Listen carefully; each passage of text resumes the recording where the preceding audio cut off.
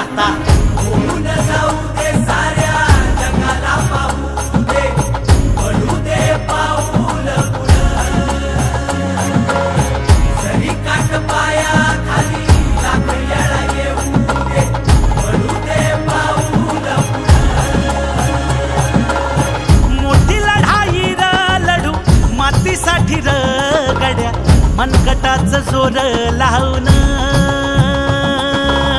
दाटला जरी अंधार एकजूट होऊ आज दिवा देऊ तेज दावर